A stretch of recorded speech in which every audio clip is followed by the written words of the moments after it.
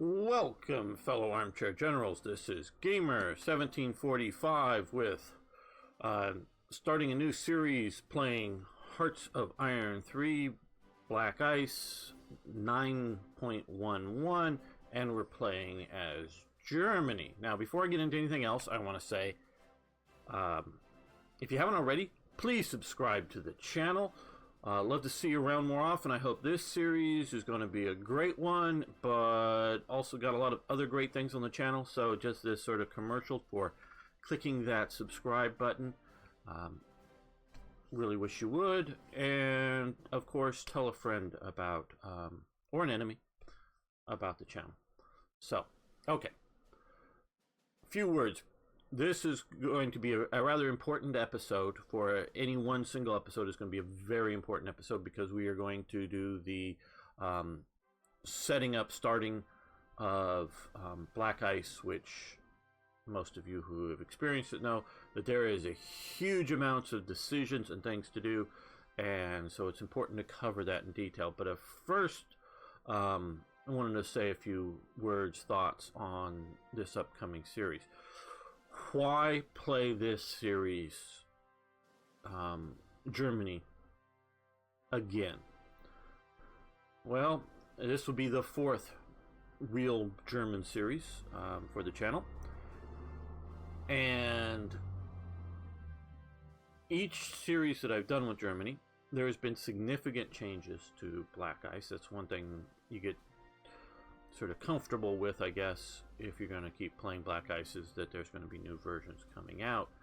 And so there are major changes. In the sort of brief period before this, they'd remove the aircraft from aircraft carriers because the AI won't replace losses, and this is something that Black Ice has no control over. So it was thought to be too much of a player exploit, so they made aircraft carriers sort of like long-range battleships or something. I didn't like that thought, but now aircraft is back. Oh my God, developed a way through some sort of weird decision or something that it'll spot that there's carriers without aircrafts, and will fire some decisions and give or something, I don't know in detail, give them more aircraft back replacements periodically. It's not like an endless loop, you know, immediately you kill the aircraft and they're right back. It's a check every 30 days or something, I don't know. But there's a cost to it and other things. So it's going to change naval battles, because the AI will be having reasonably staffed carriers now, instead of getting to destroy them, or instead of making carrier aircraft uber powerful, is which they had been for the longest time. So this is a change. Now, this is all well and good, and this alone might be enough to want to play Germany again. But what really, and the hype for this series, is my friend revolverheld has made a bunch of scripted invasions under various conditions. And they are conditions based. I don't know them. I haven't been looking at them. I have just heard vague things about some of them, so I have some vague ideas what may be happening. And he is the developer of the GGA mod. So the idea is that there's both United Kingdom, from my understanding, British, minor invasions, and major sort of American allied type invasions. So you better garrison the West, if you will. And you know, do you need, traditionally, you know, need to garrison Greece or something? Well, few troops to keep partisans from causing too much trouble, but otherwise everything can be focused on the Eastern Front or something. Well, now, if there's allied holdings in the Mediterranean, and at some point there's likely to be an Allied invasion somewhere in here, a real one. So we're going to see how well it works. It's sort of like playing against him with these scripted invasions. So that's sort of the real hype, is to have it different. So how much will we need to occupy in the West? Not just, like I was saying, anti-partisan troops. And if I understand it correctly, it won't be, oh, just leave a garrison unit on most of these ports and we're fine. No, it's to be a bit more. So that's the hype for this series, is that this is going to be more challenging. It's going to be much more of a inability to focus on just one front once we have, you know, Germany getting powerful. So that is a major element of why I want to play this game. Also, he has added, and we'll be looking at some of those, a lot of new events. I think maybe in the sheer number of events, he's starting to eclipse Third Reich events, though his are much more focused on the military, various aspects, and the war effort, where Third Reich events does have those, but not nearly as many, not predominantly. It's much more of a political, social, immersion, historical element to it. So we're going to start this now. Before, I'm going to do things a little differently. So this is some of the key things. Before we get into the decisions, I want to make a few important key changes to the government here. And this is important that you do this early on. We can't replace Hitler or Rudolf Hess. I think I may go and change that photo back. Just that the one color, I don't know, of Hitler. But Konstantin von Neurath, he's the best choice for foreign minister right now. Werner von Blomberg, he was at this time head of the war ministry. So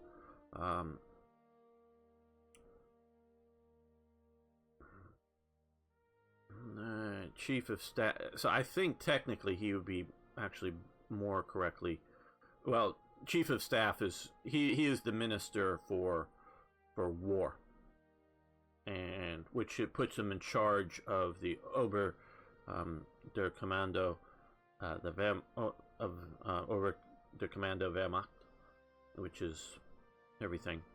But he really shouldn't be. I don't know why they have this as standard. As notice it's Reich Wehr Minister. Why he should be in charge of the armaments ministry. The main economics minister at this time was Helmar Schacht. He was also the president of the Reichsbank, including other offices. So we're going to put Schacht in charge, and this is important, of the armaments ministry. You want that 10% ICs. I want to get rid of this minus 1% of ICs, so we're going to get rid of him. Why? And I'm the person who made these specialized titles and effects or whatever for the different ministers. Obviously, there's a bunch that are still, generic, and these have been modified by Black Ice, but the generic silent lawyer, backstabber, whatever. You have Reinhard Heydrich, which you don't want in charge here, because he's cost you 4% ICs and ruling party support. I look at that as a combination of setting up the SS state, including all the prison camps and the at this time they're just prison camps, but other things. So inefficiency for war production. Later, of course, there were death camps as well. Setting up his sort of SS state, if you put him in charge of security, and ruling party support, sort of very heavy hand there. we don't yet have Himmler available. I'm not quite sure why. I didn't change when the availabilities of any of these people. But why is just maybe wanted him here? Joseph Goebbels, but he has leadership positive modifiers, national unity, so we want him. He's sort of a nice, kind, friendly face for Minister of the Interior. And do we want to change this yet? Money, efficiency, production. We're going to leave this as Canar, so we want to do that. I want to do that very, very early on. And come over here. You want to improve these laws here. Consumer-oriented or consumer product orientation. We're going to move from that to mixed industry. So we are going to be, need more goods in peacetime, but jumping from a negative 15% to a positive 5% is worth it.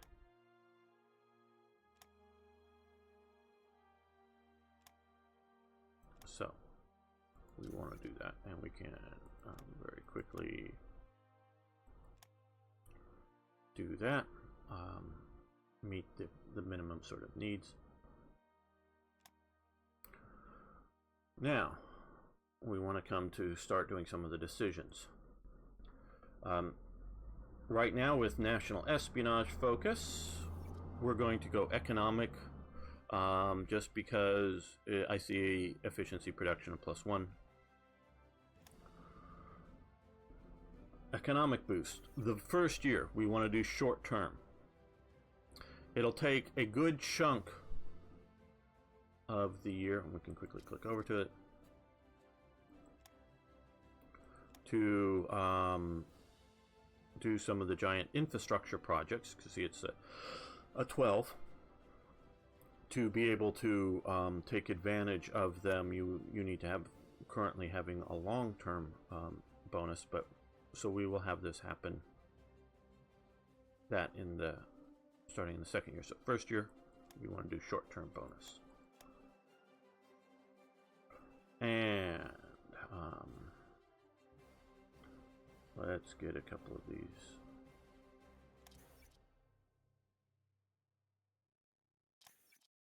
Others, including this, you want to do Bank of International Settlement. You see +5% ICs. It's not very long, but it gets it started. So you want to do all of these. You want to do the max here. We're going to play on normal. Last series it was on hard. Obviously you saw me win that. I don't know if I could, well, that's really hard. We can also do multiplayer if we were going to have that. Because of the scripted invasions, we're just going to go normal for this. And we're going to do that. Now I take normal as being, which of course I may be wrong about that. And of course we are wrong because it's just all wild ass guesses. But is the sort of, I take it as being meant to be the most historical. We're staying away from annual national focus, if you notice. We want to, now that we've done this, send help to Abyssinia and lift blockade of Rhineland and national recruiting policy. Okay. For open the ranks. Everyone gives you lots of militia and junk troops. I don't need that as Germany. We have enough of a manpower issue, I believe, to go strict. So I'm just always the balanced approach. And we want to reoccupy the Rhineland. You'll notice we get a lot of benefits from that, including some industrial and heavy industrial capacities. And we're going to do nothing here, but we wanted to click that. Now, let's speed this up some. We're going to run the clock a little bit. Okay, let's keep sure that's preferably yellow or green, but either way.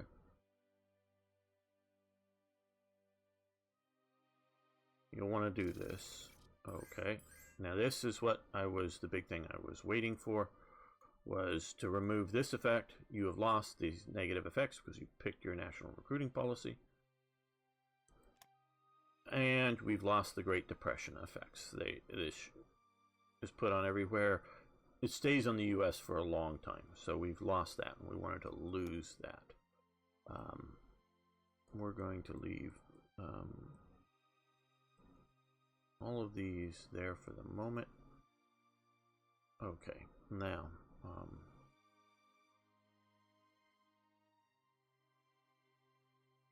think these are to sell things. Yes. And no. Well, and mentioning that, let's see if we can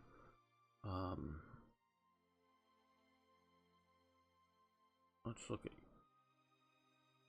down here at United Kingdom. Okay, they've already on a surplus. Italy needs even more coal. Offer trade agreement.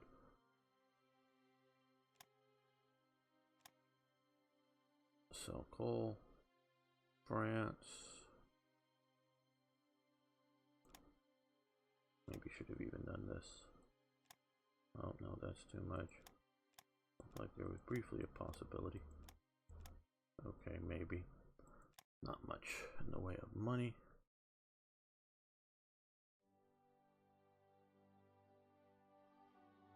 We got Italy. How is the USA for energy? Surplus, yes.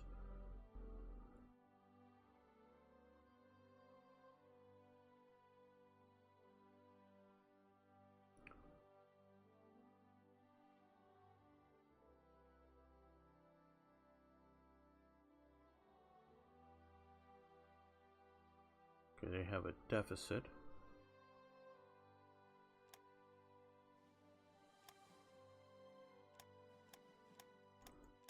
What's their current deficit? 10. So let's see if we can sell them 12. A little over there. Okay, they've got a deficit of that. So let's see if we can sell them 20. Just trying to get into the market before somebody else does. Some of these it's to improve relations, some it will just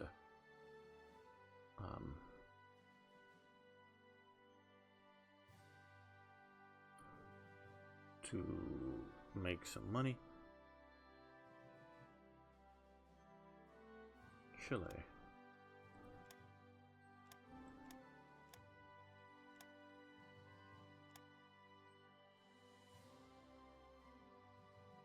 Preferably like some larger ones, but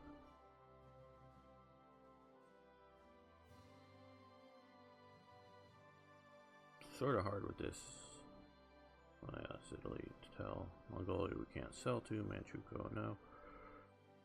New Zealand deficit, okay.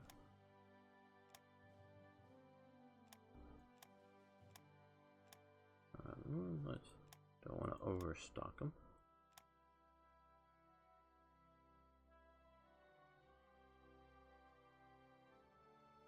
The Republic of China deficit of 60.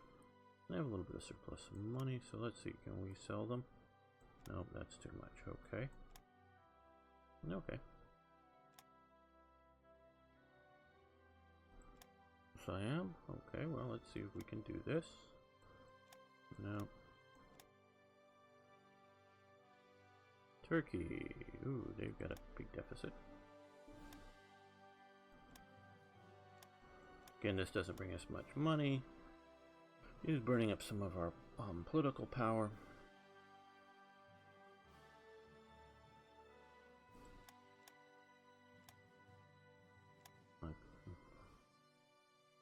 Diplomatic power, I keep. And Uruguay. Okay. So that should help us bring in some more money. Now we have a lot more production capabilities.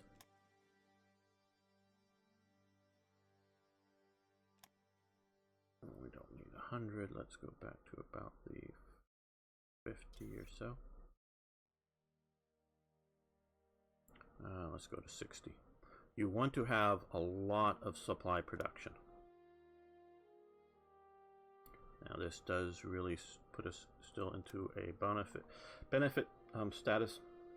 And we'll get to some of these other things, but I'm doing this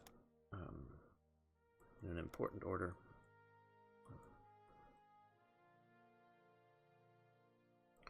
We want to build some of these. You want to build in places which have a heavy industry, because that multiplies whatever you have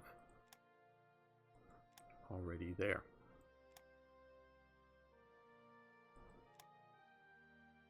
So we are going to start with this here. Königsberg will also have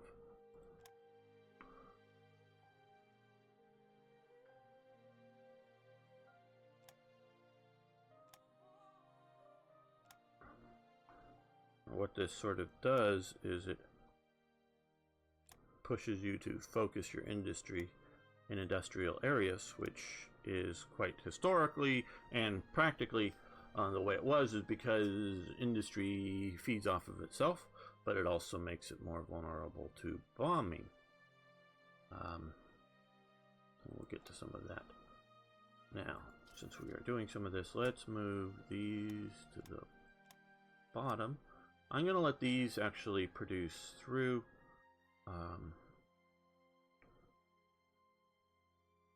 And so to get to there, but this is going to change shortly, so we can now do more efficient laws. Okay.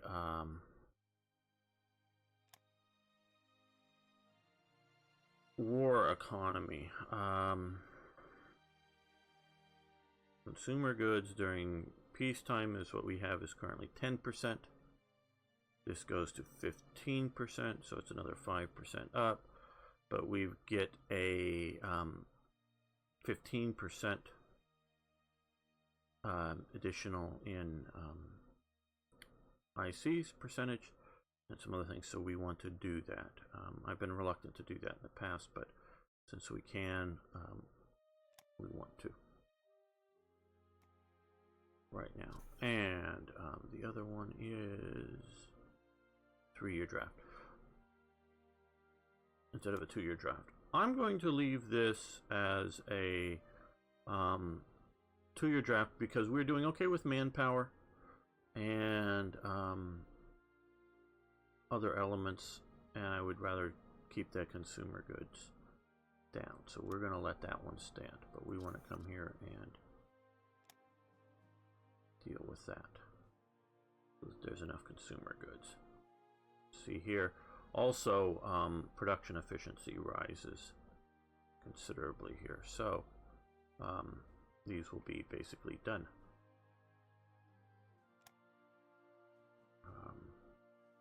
And we're going to let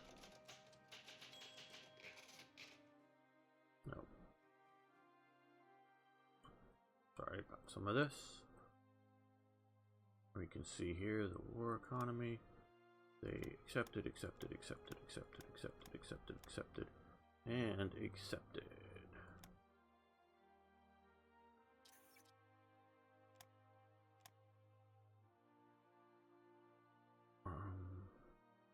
What's the one that it says that we don't? I don't know. I don't know why that is there. I don't understand the waste there. Well, now that's because all of those fighters just happened.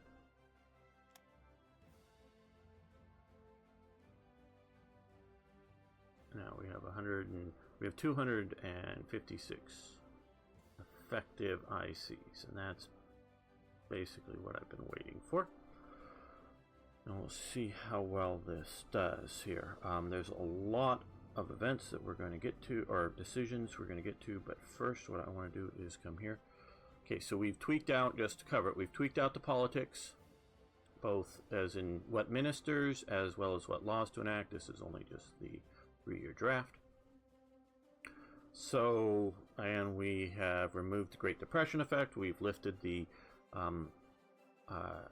Rhineland blockade, and we've got all the other decisions made. Now we want to come to annual national focus.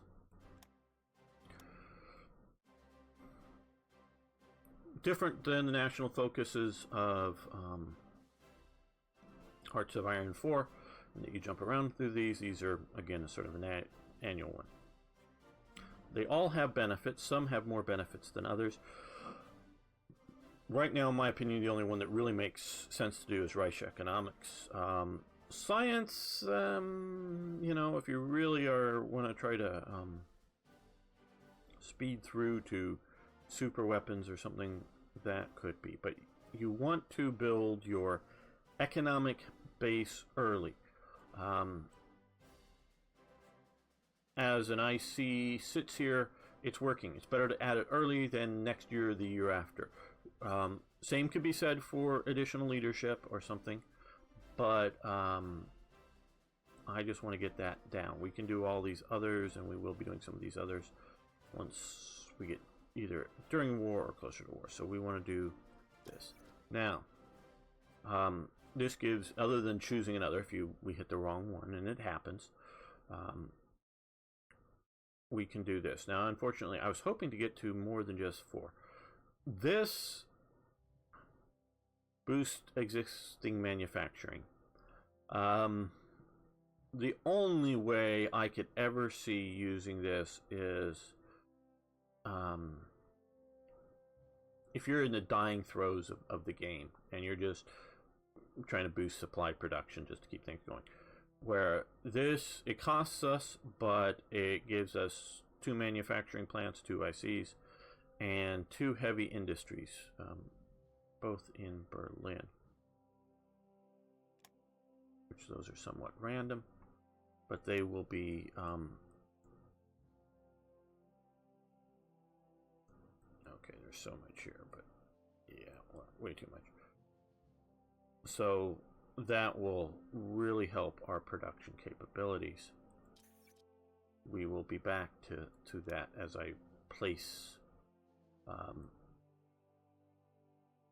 more ICs around. Okay, yes, we're going to go through these now. That was, we wanted to make sure, because if you don't do at least some of what I just did, I played a couple of 3 or 4, you know, starting of this just before starting this recording of this series, looking at it to try to maximize it. I couldn't ever get it beyond those, and they're sort of randomly placed, but those 4 additional factory settings. But if you don't do some of them, you only get 2. So if you just like don't change the laws and a few other things, you'll just get 2. So you want to at least get to 4. Okay, so now we want to Fascist Brigade. Yes, we want to activate this unit. We're going to keep maximum commanders. It reduces officer recruitment for this year, but we don't really need a lot of officer recruitment this year. I'd rather have the battle commanders. Creation of new battle commanders, great. Do you want revolts? Yes, we want revolts. Government secretary focus. Right now, we are at the worst possible stage for this. Most likely things will be bad. We don't want to increase revolt risk or do national disunity. We don't want to cost more supplies or money. We don't want to have more, you know, dissent. So, and we can do a not now, which just gives us that. So right now, again, officer recruitment will be down, and organization, well, I'm not planning on fighting anybody. So current land organization until July 36th, fine. I don't mind that. Scharnhorst and Gneisenau.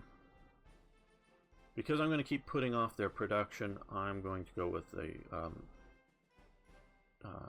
280 millimeter guns. No, we do not. I do not like these personality effects, so we're removing those from the game. The Opel Blitz. the reliable Blitz 3.6 3-ton version used in large numbers by the German Wehrmacht. Okay, so yes, we want that will get us truck units. Man, Maschinenfabriken Augsburg, Nuremberg. Enterprises made all kinds of things. Yes, we want that. It will get us a tank factory in Nuremberg and some anti-aircraft guns to protect it. Great. Wehrmacht upgrade events. I'm not going to read all of these things. It takes a long time, and I've done it in another series. But this event, but I will sort of cover the basics of it. This event gives you the choice to activate a series of historical Wehrmacht division upgrades and a number of Luftwaffe HQ reorganization events. Yes, we want that. The Schutzstaffel, the SS. You can do a historical, which gives you a lot of stuff early. If you don't want the SS in your game at all, you can do that. But we're going to have it. We're going to do historical. And then the SS Verfolgungstroop Inspectorate.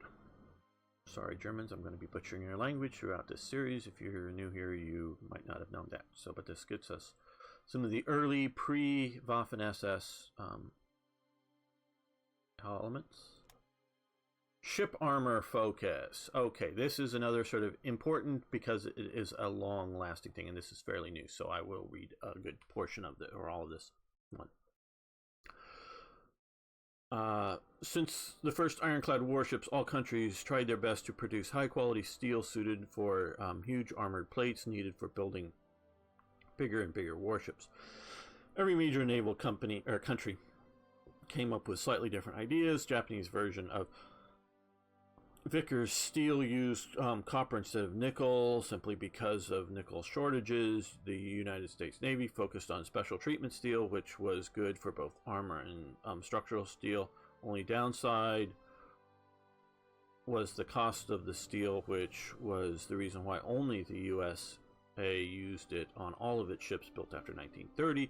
The Royal Navy and the Kriegsmarine used Krupp cemented steel, which was probably the best steel available at the time, but limited its usage to capital ships and carriers. AI, Japan, Germany, USA, England will follow historical paths here. France and Italy are set to pick a random one of the three options. The player can use any of the tech he wants through the starting OOB ships, and unique ones will be built with historical techs. Note for player picking one of these options will lock the other two out permanently. So we can pick these, but let's come in here and look at this. I know I found it just recently, but let's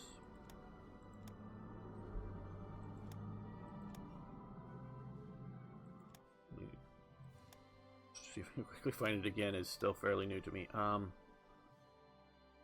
know which one I want to pick, which is basically the historical.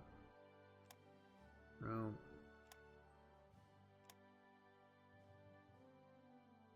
Oh, I think they're. Oh, here they are, because they're all graded out. So I'm looking for something that's green because we haven't picked one yet. But so we can see what the effects are. Okay, the cemented armor, which is Germany's historical one. You can see the pocket battleships, battle cruisers, battleships, super battleships, CVs, and SCVs, and what small, I don't know what SCV exactly stands for, but I know they're the smaller carriers. But that improves air defense and sea defense considerably, and I believe, and it will be +2 or whatever, and +1.5 for each one of the 4 levels. So you can get, I guess, a +8, like for the pocket battleships, a +8, and a what's that, +6 for sea defense. If once we get through all 4 levels.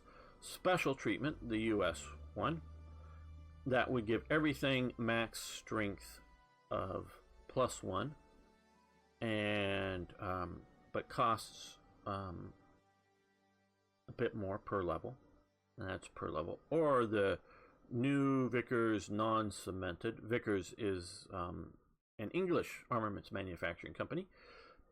Produced the Vickers machine gun famously. But their big thing, and it's sort of like what, well, ships to a degree, but not so much anymore, because outside of the US, there's hardly anybody building capital ships anymore. You know, I don't think the Royal Navy's built a new carrier that I would call a capital ship. Not all carriers are capital ships, in my opinion. Their new big carrier, I forget what it's called, is I think like Queen Elizabeth or Queen Victoria or something, I don't know. It is a capital ship. Where they're V-STOL carriers, you know, they're Harrier carriers. Which this new one is, but the older ones weren't nearly as big.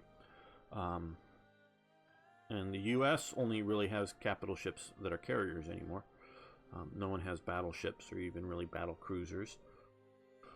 So, but you can have like the expense of a B-2 stealth bomber, you know, or big nuclear weapons programs, not just one missile. That's sort of the big super weapons cost. That's what battleships used to be, and that's what Vickers made a lot of its money. Now, I want to come over here and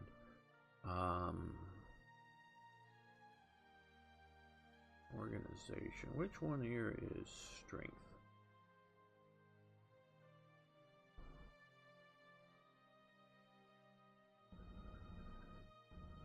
Manpower, building cost, yes. Officers. Hull. Okay, that's probably it. I'm guessing it's going to be hull strength.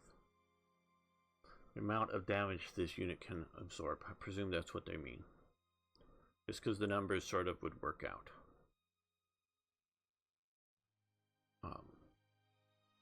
For a lot of the stuff without being... That's sort of making me want to go with the US. Because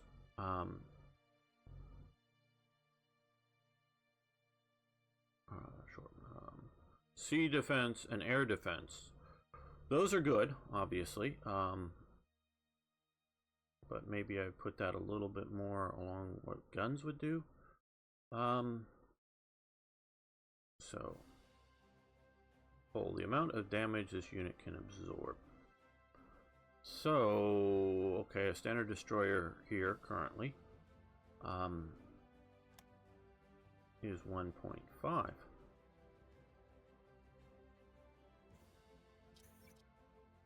And if we come over here and do special treatment, let's see, a destroyer strength will go up by 1 per level of these things. Now,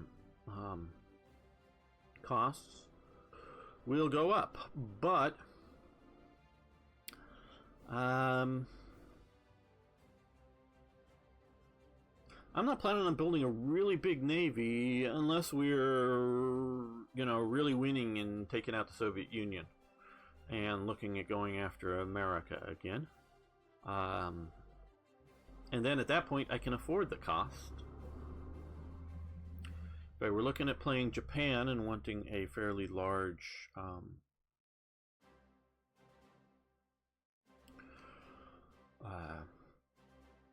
navy. I very well might want to do that. This, you know, gets building costs down, but really for each one reduces your sea defense. So that's not so good. And also I'm looking at, okay, we will have a few pocket battleships, and they're going to be whatever, because most of them will be done by event, and they'll be whatever they would be historically. Maybe I should update Third Reich events at some point. We'll see. Because I have a couple of historical things. So, but early on, we're not going to be building any new pocket battleships. We're going to be building light vessels. Cruisers, light cruisers, destroyers, that type of thing. So we're going to go with special treatment. So I'm choosing special treatment this time. well, we can also see naval build speed overall will be down, where this just gives us the special treatment armor, and that increases naval build speed as well. So we're going to do that, because we're not going to be a major naval builder until we are, you know, won much of the game. Hitler's residence, yes, we will go with this. Airbase anti-aircraft guns. The only thing, and I may go in and mod those. I don't know. I think they're overdone with Fortress level 10. I really do. February 5% ICs till February. That isn't such a big deal, but that level 10 fortification down here. Level 2, level 3, sure. Level 10, yeah. Yes, we want the Kubelwagen, the light scripted invasion choice. Yes, we want to allow the invasions. Build Krupp.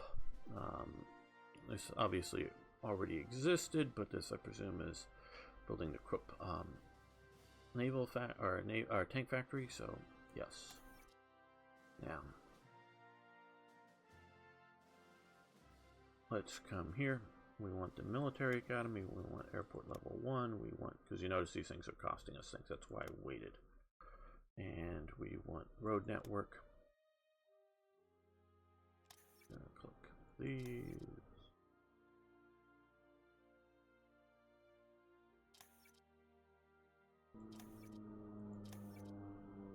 That's enough for the moment. So we get all these effects, both good and bad. Okay, the D-worms, defensive lines. These will be happening only under certain conditions. West wall and German defensive walls might happen. Most of these sort of don't think will happen for us, but though they may happen for the Soviet Union and some other places. So yes, we're going to do that.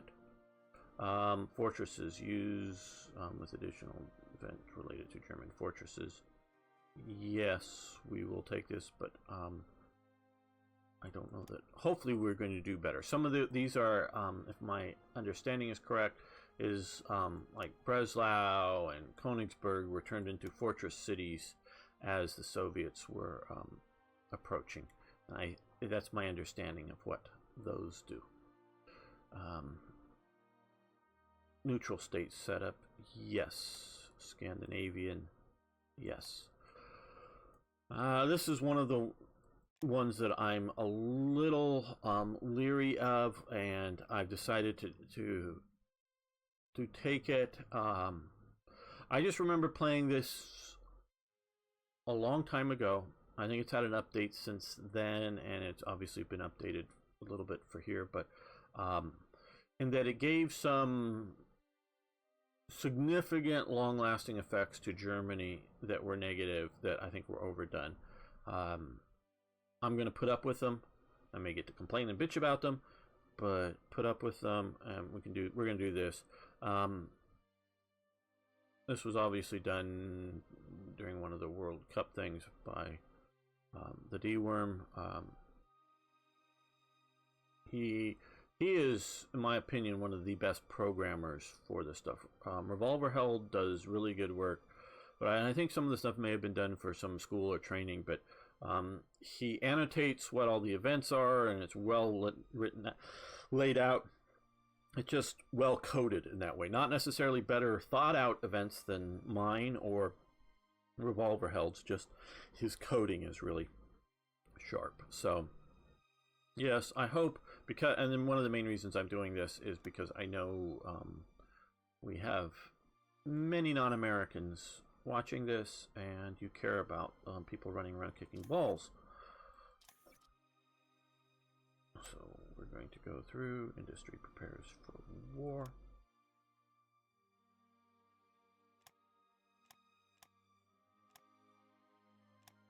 Okay, so yes, additional HQs. Not really quite sure how much useful this is. We will see, because we have a lot of other things that do similar. Okay, yes, we definitely want the Balkan setup. opposed to that? Yes.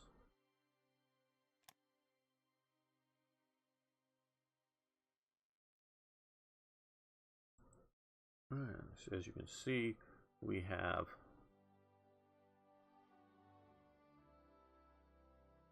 okay.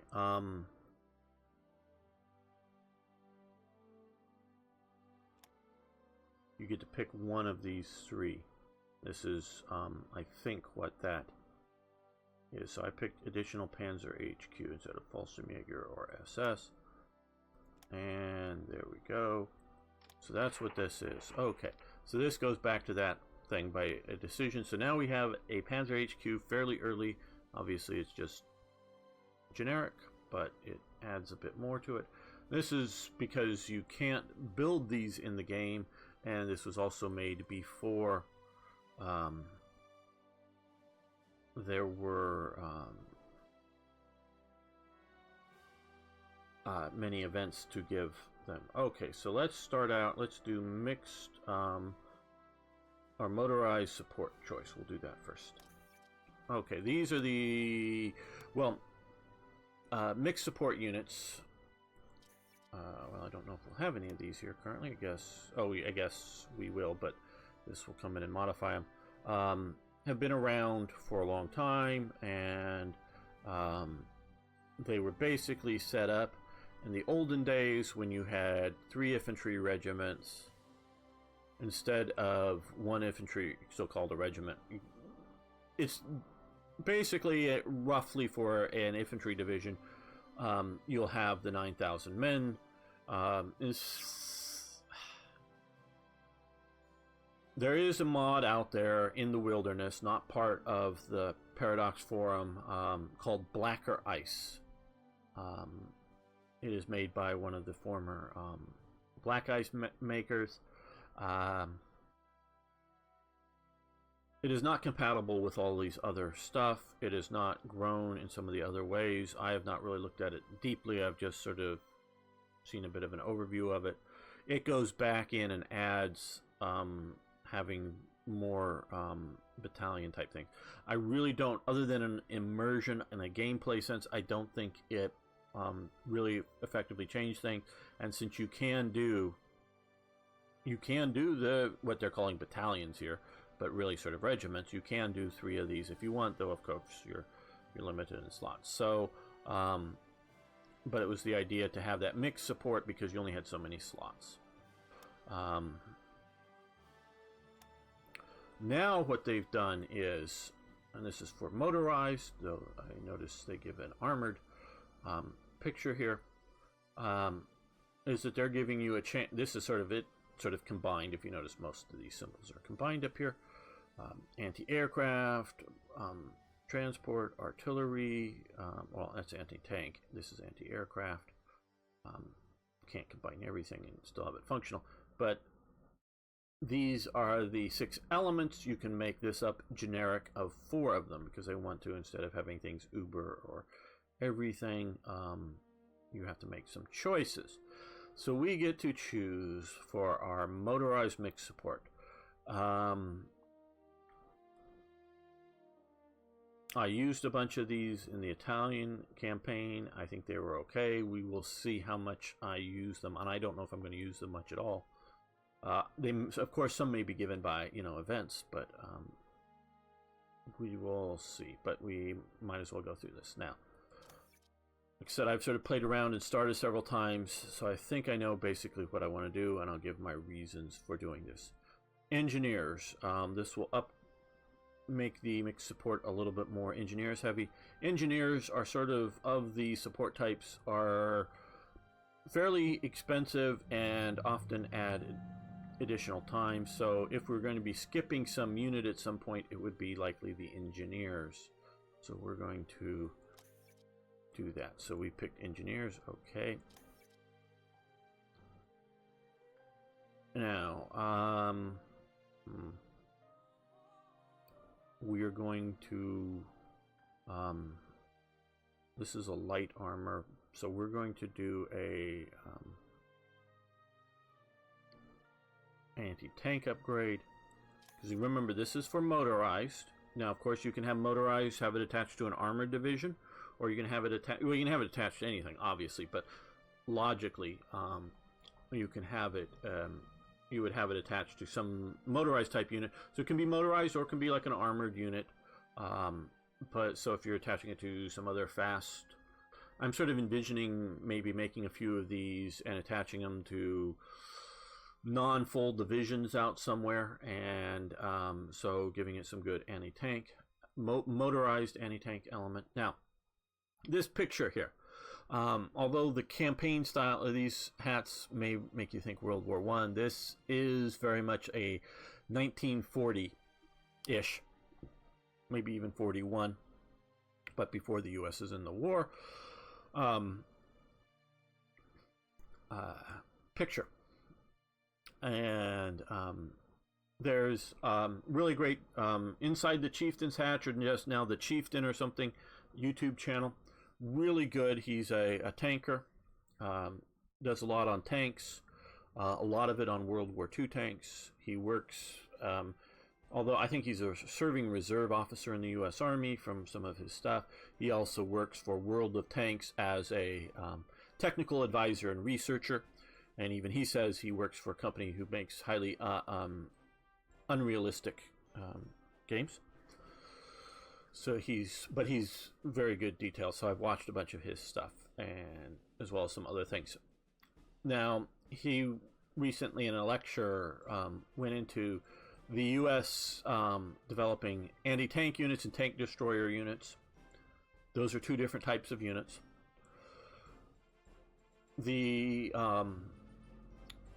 But they talked about the infantry, and they were the ones who were responsible for making the requirements for development of anti-tank guns. They had a primary requirement, not secondary, primary requirement of that their guns would be easily manhandled, as you can sort of see here. And I state that this photo is very likely, because just from the model of this anti-tank gun, 1940 or 41. Basically, more or less after the fall of France. He talks about how that the U.S. Army had observers with the various forces and knew what happened in the fall of France and really sort of shocked things. But their primary requirement for their anti-tank gun was that it to be easily manhandleable. As opposed, you may be going, yeah, that's a good for infantry. Yeah, as opposed to the primary element or primary requirement of to be able to penetrate the enemy's armor. So that's a secondary requirement. So they went with because that's a 37 millimeter gun, if I'm not mistaken. They went with this is again designing a new anti-tank gun sometime 1940 after the fall of France through to 41, and I don't know the exact dates, but before the U.S. enters the war, designing an anti-tank gun in which, at least to the French models, a 37 millimeter anti-tank gun was deemed to be ineffective against French tank models. And I think every reasonable person understood. Oh, and we can look that there are definitely unreasonable people in different military organizations, and I don't mean just the U.S., that have controlling abilities that they're unreasonable and make unreasonable decisions. But every reasonable person would realize that, well, Germany's going to be increasing its tank armor, and they're one of the primary threats out there. We should be designing a new gun to be able to penetrate what likely it's to be. But no, we're trying to make an anti-tank gun to penetrate mid-1930s armor. 1935, 1937 armor. Your 37 millimeter anti-tank gun is great because, yeah, the French are a little heavy on the armor. The British, they have the Matilda II maybe, they're just coming out, but their lighter cruiser armor, their fast armor, you can penetrate it with a 37 millimeter gun. The Polish armor, which is okay, you can easily penetrate it with a 37mm gun. The 35T, the check tank, yeah, 37mm gun, that's quite effective, you know, if you have a high velocity version of it. Excuse me. You can penetrate the armor. So yeah, designing it for the mid-1930s, 37's the way to go, because it's also fairly small and concealable and other things like that. Yeah, but not for looking into 41, 42. So, okay, so but we're going to give motorized support tanks. And partially, again, because I want to give some of my reasonings for doing this, come over here to brigades. We can look at speeds here. Now, you see this here, and this both at 6, and your armored car at 6. So, I do think, though, close, let's go here.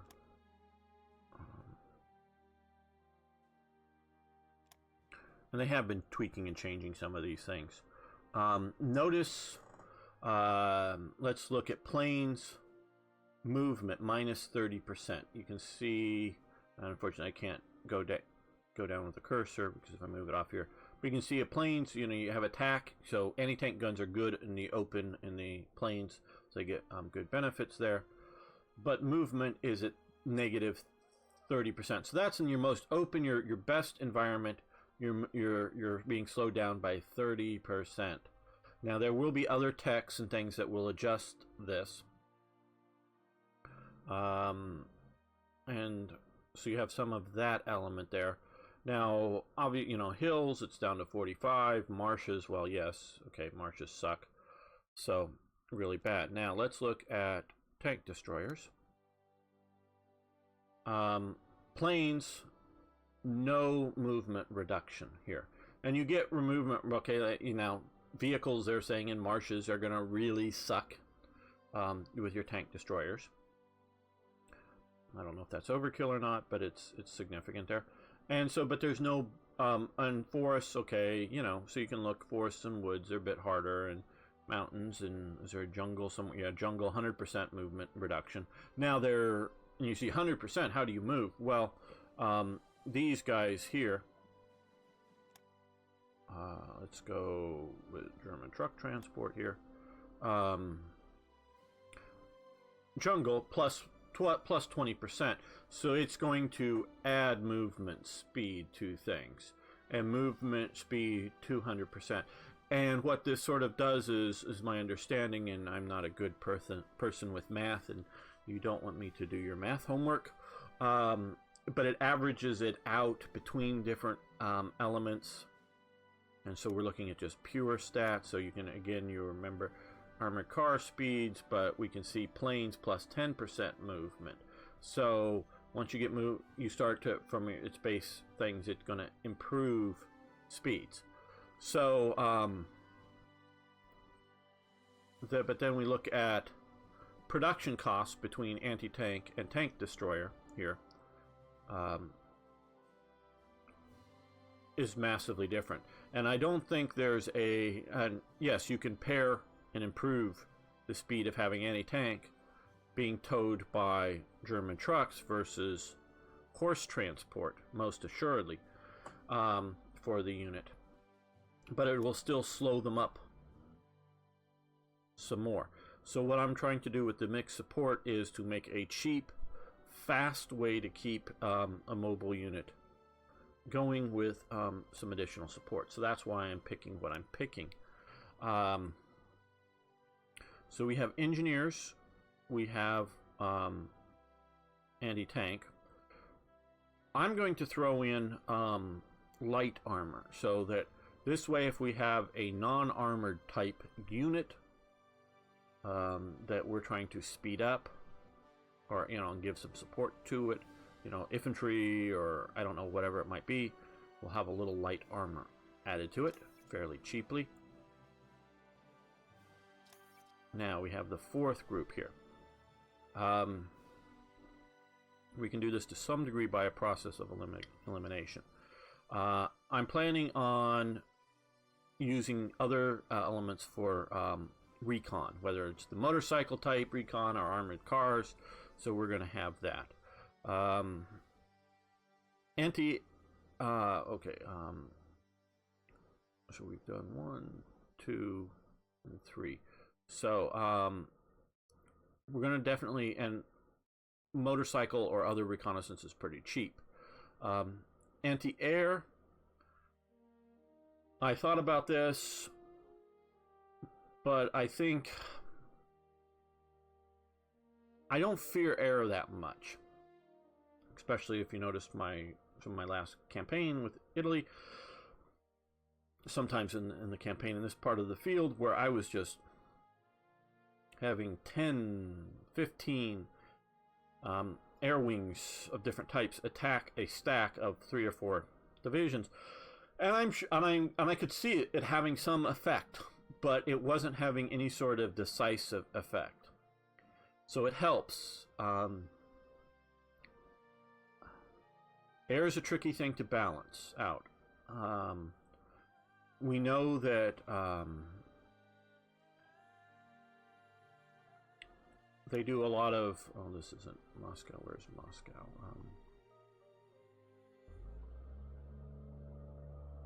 Russia all looks the same.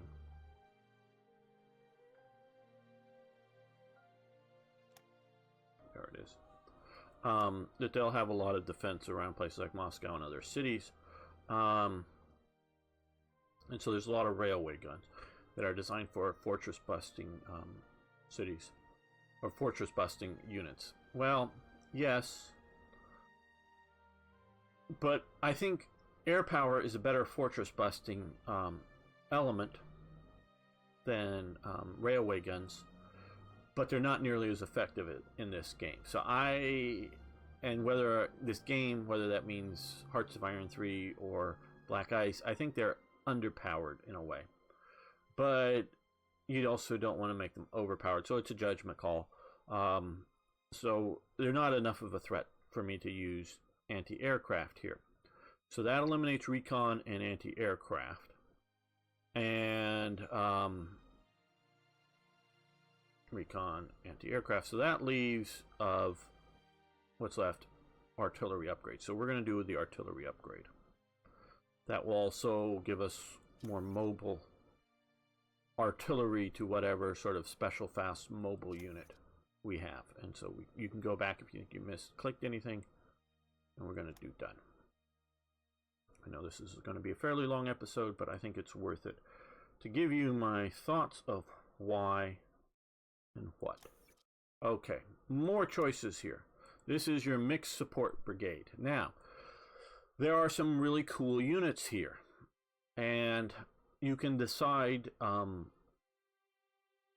really logically to go in other directions. Now, okay, so we're going to hit the let's start. It's going to be the same image, and that's what... Lots of stuff. Again, you can have max 4. Now, if you want to, I don't know, be the British,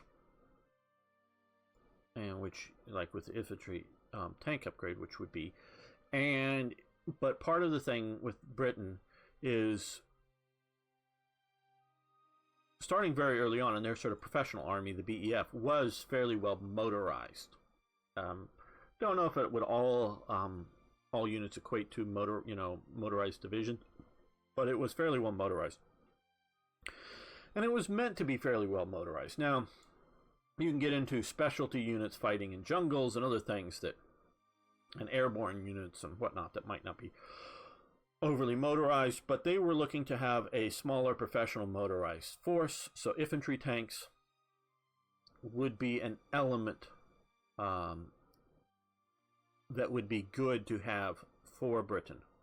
Or if you wanted to do your amphibious armor, that's very specialized, so I don't know, maybe if you're playing as Japan or something, you might want to do that. So for general use, attaching to many divisions,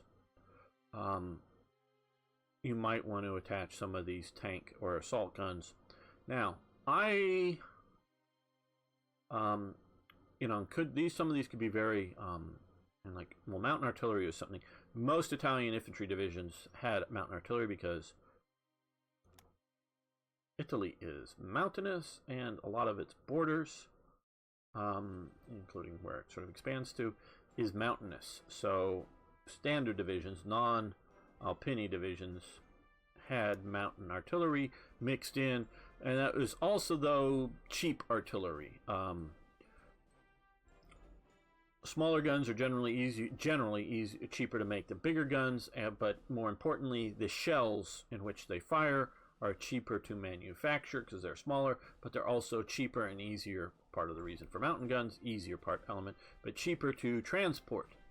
You can transport, you know, more smaller, lighter shells than fewer heavy shells. So it was also just simply Italy couldn't afford enough guns for its regular divisions, and many regular divisions, not third line reserve divisions like you might find in Germany, but many of its regular divisions were using leftover World War I artillery still.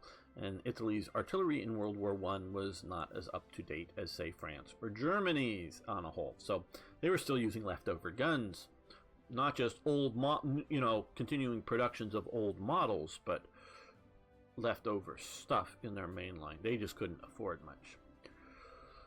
So now, so you may be thinking, yeah, you're Germany, let's have assault gun. Now, so if you're going to use this mixed support element on a few special cases, say, then go ahead and tailor it towards a special case. Like I was saying, Japan for invasions or something else. But what I did go in and look and see here in the mixed support here, you can see that amphibious armor upgrade, fuel consumption up by 0.10, or assault guns, fuel consumption up by 0.15. Now, one thing that I've learned, especially in the invasion of Russia, but also in other cases, sometimes fuel can become a shortage. And if you have no fuel, you cannot move. Okay? So, even though they may not use much fuel, we may be in cases of no fuel. And so I want to be able to have infantry units. Now again, I may not build any divisions with mixed support. I have not decided at this point. But there may be events that give a division, and the person who's making the order of battle for the decision to go, oh, this should have a mixed support division or brigade or some such thing. And so, but it will be tailored to the best of my knowledge. It will be tailored to what we do here. I don't want for my non-motorized units to use fuel, so we are not going to have infantry tanks, assault guns, specialized armor. Okay, so that removes those from things. Again, engineers can take a long time to build, but even if you're going to have engineers, which you should with your primary good divisions, if we decide to attach this to the unit, this will make engineers a little better. So that's sort of an easy one. So if we're trying to cheap out, and I may decide to want to build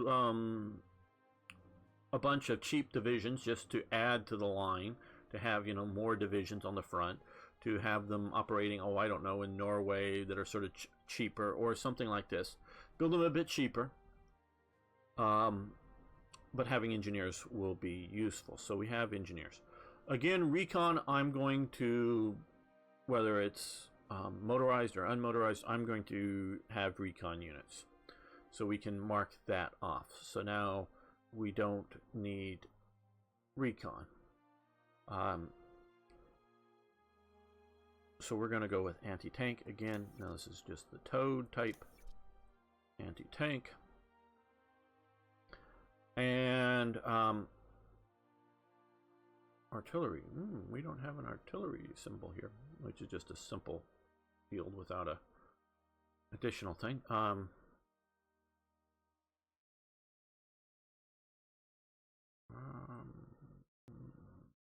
Yeah, I'm just thinking here. Engineers, anti-tank. Artillery. So we're going to have artillery. Artillery is that. So now we are basically at the end. We have anti-aircraft. Because that would be a double pick. That would be a double pick. We could do assault guns, but again, we're not. Double pick. We're not going to be doing that because recon is pretty cheap to manufacture. Infantry tanks. So we're going to do the anti-air upgrade. So that is, and this is part of what I hope you might be interested in, is why I'm doing stuff. And now we can come here and see that we can do these. Now, my previous experience in playing with Italy, if you complete, say, medium research, it blocks out heavy. Again, here, if you medium, it blocks out heavy or whatever. So you can only do one of these things, and we'll get to that once we get there. Just a note. So you don't want to be researching both heavy and light, or heavy or medium and heavy of one thing. Pick one. Okay. Create the Kriegsmarine structure. Okay. Yes, we want Kriegsmarine, so that gives us naval ground forces. We want to create the Luftwaffe command structure. This you can integrate it into the Wehrmacht structure, the sort of ground, into the army a bit more. The AI doesn't play well with too many top-level commands, so that's more for the AI to do. But we're going to do this, so we get the full Goring structure. Now, let's go through to me, this is immersion breaking. So, if you want to play with it, it's fine, it's good. I'm just not going to.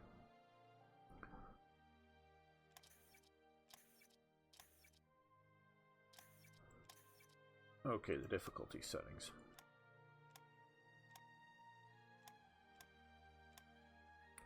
Okay, Chinese difficulty settings, facing Japan. In all my recent games, I've seen Japan clobber China. Just a little too easy. Now, because we're dealing with the AI, because we're the AI doesn't seem to be able to make rational choices of, let's occupy the the good resource bits and whatnot, and sort of hold out if need be, and then send troops to conquer other lands and places, sort of historical. Doesn't seem to be able to do that. I don't want to make this too hard, but I do want to try to have China be around a little bit more. So I'm going to do hard China. I'm going to do hard China. And that. I'm going to do normal Japan.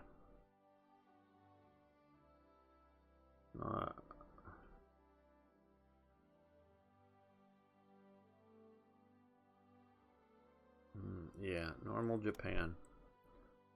I'm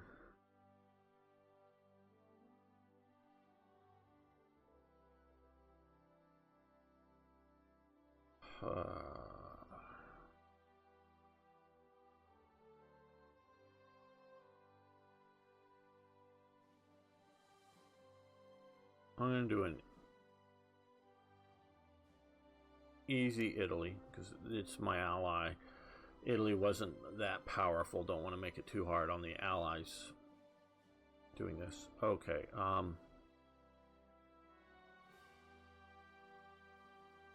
See, easy is just too easy for the allies.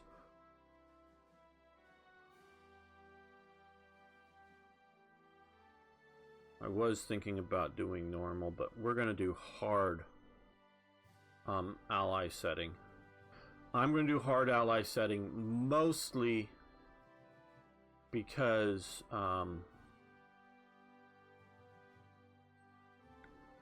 they're as passive as they are. So we're going to do hard ally setting. Soviets.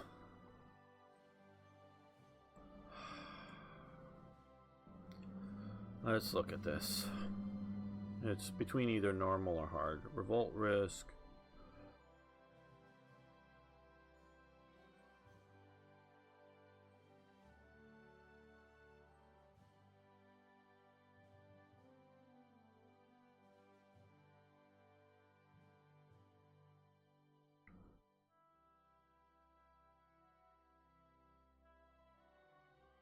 Let's do hard Soviets.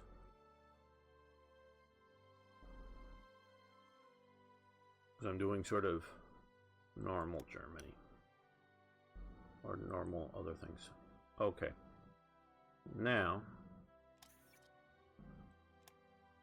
launch German gameplay augment. Now, I'll be culturally insensitive here at the moment. You don't really want Germans to name things. They seem to be very literal people. I don't know if you... I don't seem to... I don't know. Don't know how to say it so that it's... German graphical augmentation. That's what revolverheld, my friend, came up with this for the name of the mod. As opposed to units of the Third Reich or Third Reich events. Those are sort of have a, you know, more emotion, shall we say, painting a more emotional image. Yeah, one of them is mine, but I didn't come up with Third Reich. It's, you know, it's sort of around, it's sort of an easy, and I just slapped events on it. If anything, I'm taking it from the old Rise and Decline of the Third Reich game that then became a, you know, Advanced Third Reich or something over the time. That's sort of the history of that. But, you know, like units of the Third Reich, as opposed to German army units or detailed German army units or whatever it might be that you could have come up with. No, it's Third Reich, you know, units of the Third Reich. But I will say this, is you already had GGA, and so he was pretty clever in going from German graphical augmentation to German gameplay augmentation to keep the GGA. So these are the series of things. Now, just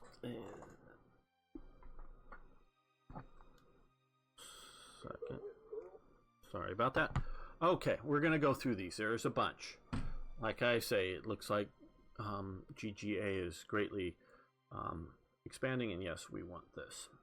So we will get all of these things. Okay, German Army Corps events. This event chain adds additional German Army Corps events. Those appear on their historic dates with their unique counters and contain relevant Corps units besides the main brigade. They can be deployed as fighting HQs, covered as Wehrmacht, and so you can go into, as well as Mountain Corps. So yes, we want this. Beginning of the event, beginning of the end event packs. The post, I don't know, the tide, turning of the tide events or something again. Very descriptive.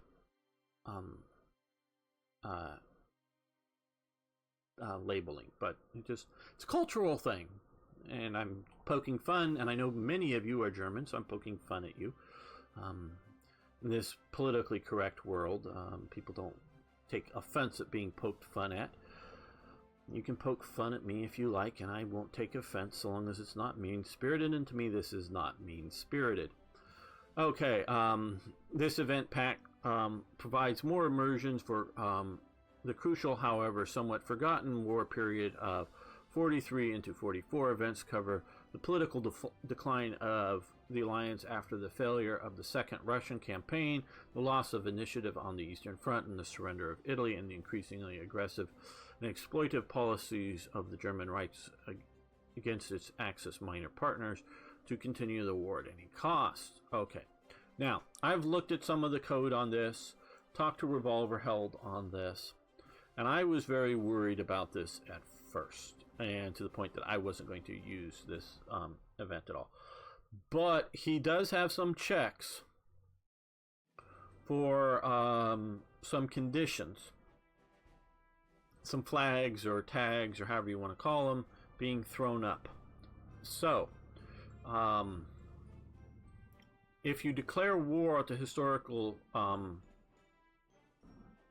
roughly historical date, mid 41 on the declaration of war on Russia, and you don't make better progress than Germany did at that time, you will start to get a bunch of negative effects. Well, there may also be some positive effects, meaning do different things to improve Germany's situation at the cost to its Axis minor allies. But my concern was, as you know, I often declare war, and we will see, not always, because I did that alt version, declared war in 1940 on the Soviet Union, but in 1942. But enough of the checks are meant there that will happen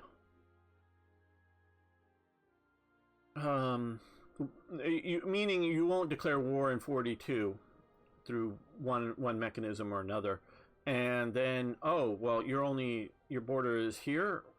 Well, it's going to have a lot of negative effects in that you're only just moving here, as opposed to having not spent a year at war. So there's enough checks to make sure that there's a good bunch of time, sometimes 6 months or a year has gone by from declaring war. So I'm going to go with these. For the most part, I hope we don't see any of these. That once we go to war with the Soviet Union, we will be, if not one season in victorious, which has been in the last several playthroughs, but we will take places like Leningrad and maybe Stalingrad or Moscow in the first year. That doesn't mean that the Soviet Union collapses the first year. They may be holding a line back further, or something in winter shows up and we have to hold out. And so, but if we have pushed deep enough, far enough, holding enough places, I don't think these, or the most of these things will happen. So we're going to play with these. I was very cautious about this. Okay. Wehrmacht leadership events. This event package covers the historic decision of Hitler to interfere personally and give orders directly to military commanders during the various campaigns. Failure to take politically or strategically important goals leads to events to dismiss or remove famous commanders from their command, together with overall penalties. No more ahistorical command postings of von Unstedt or von Bock in Hess Group Mit and Sud after winter of 41, or Guderian commanding his Panzer Group A in 42. I do not want to play with these. This is not how I want to play the game. I don't want to have Hitler telling me what to do, if you will. Meaning, if we haven't declared war on the Soviet Union or done something else, I don't want, and not taking an objective, I don't want him pulling historical leaders off their positions. Because I've looked at other strategic thinkers and have different plans. So I do not want this. This is a really good immersion thing. If this is what you want to have, please do so. It is not because it's bad, it's just not meeting my play style and needs. I want to have fun on this. Okay, Allied raiding campaign.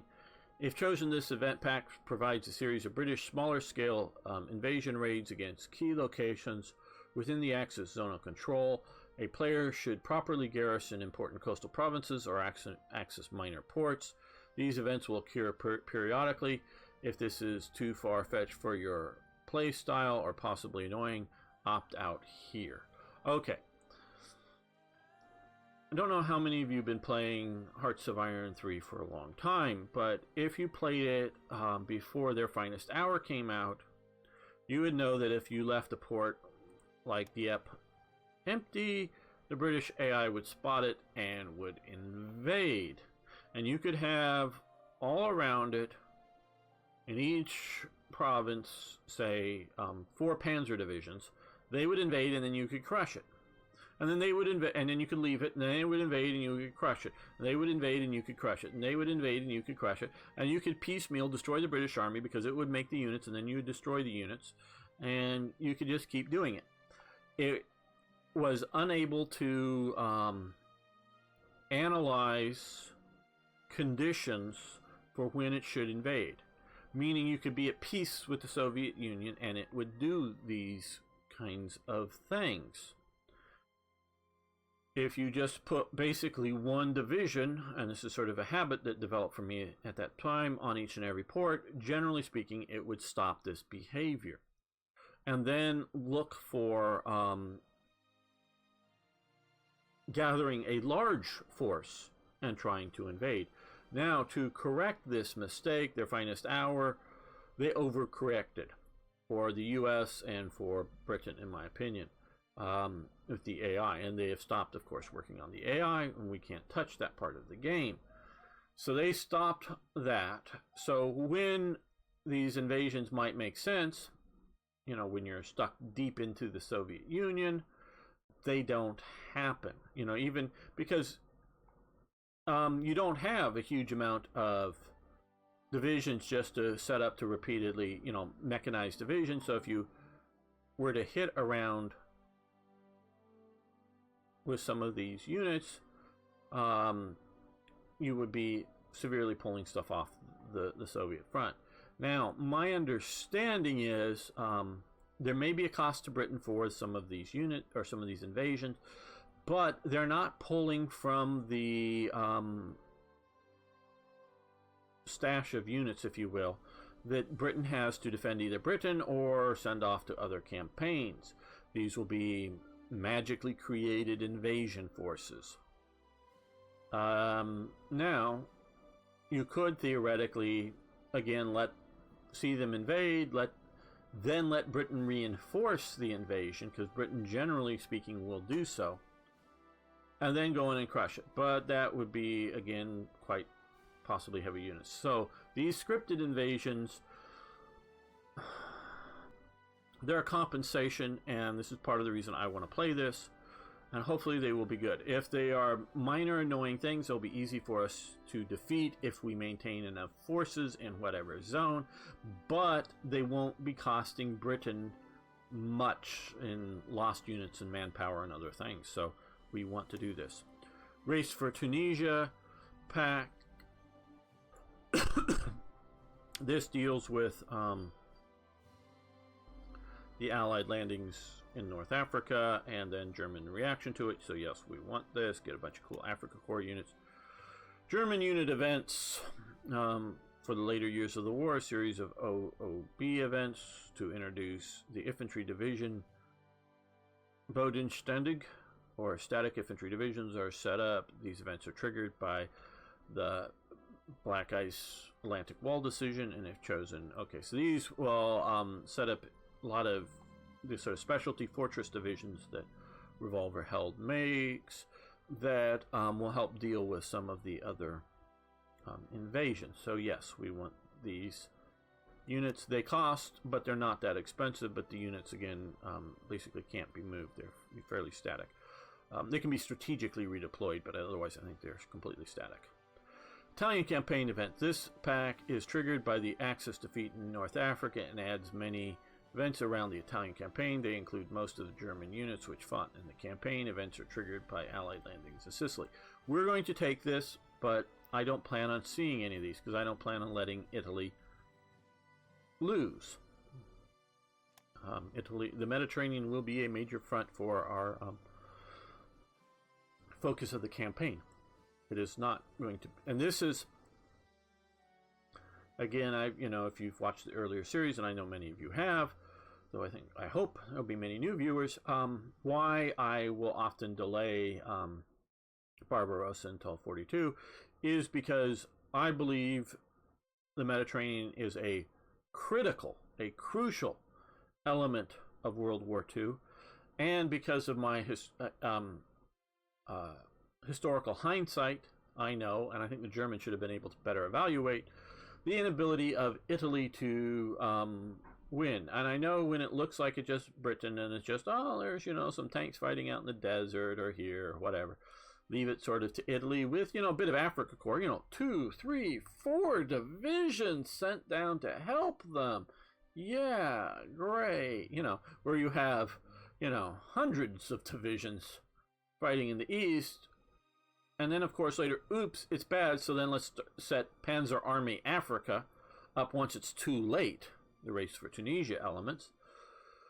Well, if they had sent those units before and pushed them out of Egypt, then they would have been in a much better place to race and push against Patton and Eisenhower and whatnot, landing in Vichy-controlled North Africa. So I look at the North African situation as being a critical primary importance and want to clean that up, want to use enough force to clean it up, Yugoslavia, Greece, and other places, to be ready for an invasion. And I don't want to try to do an invasion too weak. I would rather wait and let the Soviets get stronger. We can talk more about that later. Okay, Reich Armament Ministry events. This event pack tries to add immersions with events to reorganize the German armament efforts. Events mainly add modifiers and allow tech gains. Do not forget to keep Albert Speer as armaments minister. He is not available currently, so but once he becomes available, we will be moving him there. So we will include this. Reich Air Defense events. This event pack includes immersion events covering aspects such as the Luftwaffe reorganizations, the air war at night, radar tech race, flak towers, as well as flak units for ground combat. Yes, we will include this. The Balkans campaign events, 41 to 44. Now, I know elements, not necessarily anything covered in this, because I do not know what is covered in this, but elements of the Balkans campaign is covered in the D-Worms mods as well. But there's also a lot of political pre-war type stuff too. So we'll see if there's an overlap or not. I don't know. I don't think there is. Just don't know. Okay, this event pack provides many historical units for the mid to late war situation in Greece, Yugoslavia, Albania. Most of them depend on the overall development of war. If you go historical, Operation Barbarossa, and if the Allies attack Italy, many OOB events will fire over time, and depending on your progress of the Allies. So we may not see much of this because we may be cleaning up and not having these things happen. As longtime viewers know, I like photos, and photos are cool, and I sort of like to read the photos. That is General Phelps of the Prinz Eugen Division Commander, SS. That's who that is. Just recognize him with that Hitler-style mustache and the SS uniform. Those are two, I don't know, can't quite tell the ranks. They're not generals, but they're German officers of some rank. And that is an Italian officer. Again, I don't know the ranks well enough, what those bars mean, but so that's an Italian officer, two German army officers. Phelps at an airfield of some sort. How interesting. Okay. Don't know beyond that, but that's what that is. Okay, Defense of Norway events. If selected, the road of events leads to historical OOBs for land, air, and CHQs, historical garrison troops. From 42 onwards. Okay, so starting in 42, we will start getting some of this. And I think this historically very much looks at Germany just, because now there was, what is it, I want to say Fish Guard, but that's another thing during the Napoleonic Wars. But there was the fish oil. There was one of the islands up here that Britain did do a rather successful raid, and which did cause Germany to add more defenses in Norway. But even with all of that, Germany knew that Britain was in no shape to seriously invade Norway.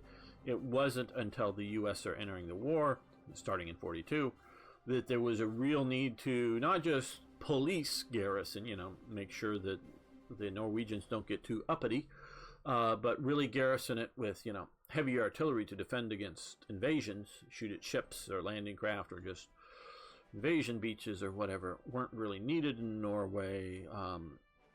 So that's why they start having, okay. Deutsches Africa Corps events, great. I presume this ties in with the race to Tunisia, and we want this. Hopefully we'll get most all of those. Wehrmacht auxiliary and civil defense events. Opting for this event pack will provide the player with events on the various military auxiliary organizations of the Wehrmacht, like the Reich Arbeitsdienst, the RAD, the Reich Labor Service, and adds further events to introduce civil defense setups of the German Reich during the period. Events will provide some additional manpower, grant technology advances, and modify production times or manage the public dissent and national unity of the country. In particular, during Allied bombing campaigns, this might lend some useful support. Okay, and just so you know, those are RAD members. The RAD, the Reich Arbeitsdienst, sorry Germans, I'm mispronouncing things, but hopefully you understand me well enough, was a service that basically was post-Hitler youth. At least for men, basically, it was required. Women, more and more as war went on, was required, but even before the war, it was required for men. Mostly before the war, outdoors, agricultural type services, and mostly focused on not just doing farm work as much as expanding farmlands, taking wastelands, lands not being too productive for farming, and increasing them in production, food production, putting them into useful farm fields and that kind of. That was their main stuff. They also continued on from the HJ, the Hitler Youth, military type training, and it was meant to be, I don't know, and it changes at different times. So I don't, but somewhere between 6 months to a year and a half type service before going into the military, especially once the war, or just going on to other fields. So that's what the RAD is. So great. Wehrmacht administration events. That's a really cool picture. I've had really hard times trying to find pictures of the army training. And if you notice, these guys are wearing white pants. Particularly the jacket, and I don't, well, to some degree this is staged. I don't know if this is their normal daily thing and somebody was out there taking a picture of it and they're, looking at the camera so they know that they're being photographed. But generally that jacket was meant to last for a considerable amount of time and was thought to be a considerable expense. So they didn't wear it all the time. Their standard fatigue, sort of work clothing, if you will, was sort of a fairly lightweight linen pants and jacket that may not, not a lot of these have survived. A lot more jackets have survived than pants. Pants wear out faster. So I tried to be a uniform collector many years ago until I got burned by just too many fakes. And I remember many years ago, one expert that I vaguely knew, he vaguely knew who I was, but he was a guy named Mike Wolf, but not that that would matter to anybody. But I was fairly young at the time, and I brought, to sort of evaluate something that I bought. Didn't spend a lot of money on, but and I just sort of and I said, and I asked, are these real? And he said, those are very good fakes. I asked, what do you think about these? Those are very good fakes. And this was back, in the 80s. So this was a long time ago. And so, you know, and I had books on the stuff, and I would read, you know, that shows the back of patches and the back of things to sort of look for. And he agreed with me that they were, or he agreed that they were very good fakes. I didn't get taken in, and I don't even know if the person who sold them to me knew that they were fakes. Because trust me, there's people out there that today that have this collection. Oh, this is Granddad's brought back from the war. And even I spot, oh, that's a fake and that's a fake. Now, you may believe, and Granddad may have believed that they were real, but he didn't bring these things back from the war because they are not from the war. And he may have picked them up someplace. There was, especially back in the 50s, when there was still lots of U.S. occupation troops, still sort of more occupation as opposed to, you know, NATO-type guarding troops. But people that served from around that time, you know, late 40s and 50s, they were making fakes already. So so there may be very old fakes nowadays, but they have been making fakes for a long time. So that sort of stopped me collecting uniforms. So I started, as time went on, collect guns. Still, unless there's something really sort of unique or special, it's more expensive. It's not, doesn't pay to make. Making Lugers are expensive, you know, really good Lugers. So now if you're trying to fake that this is some sort of super valuable Luger, you know, taking a real one and changing it, that's a different thing. So I collect guns, but I know uniforms fairly well. So these fatigue uniforms, quite honestly, outside of maybe a museum type quality of collection, I have never seen a Wehrmacht fatigue uniform, because they were lightweight. They were meant to be destroyed over time, you know, wearing out training or doing fatigue work. And they didn't have patches and rank badges of any significant amounts on them. I'm almost none, because everyone sort of knew who you were within this. And this is, now once you go to war, you wear your uniform, you know, you wear your uniform. But in training, you wear these other things that wear out. And they're sort of, and I don't know, again, they're white. They may be more cream linen type stuff, you know, that you would wash and keep clean, but then go out and get muddy and dirty every day. But that's just cool that he found this picture, because I have not seen that picture before, and I've searched for stuff for some events like that. So this event pack adds a good number of events for the Wehrmacht Reserve Training and Replacement System, the Wehrkrest, plus various training facilities of the Luftwaffe has. Okay, so this, what he's done is he's taken his old stuff and old style and made it into packs, event packs, as well as maybe adding new stuff too. Okay, I know we're going a bit long on this, sorry, but I think this is important. Allied conferences and events. The event chain covers historically important Allied conferences during the period of 41 to 43. The conferences were instrumental to development of joint strategies to prevail against the aggressive Axis, to coordinate the diverse national interests of the anti-Axis coalition and the respective war efforts of efforts by the USA, the British Empire and its Commonwealth, and the Soviet Union. Events support your AI opponents and should tip the balance just a little more against the player. And this is presuming that the player, and is sort of designed, the player's playing as Germany.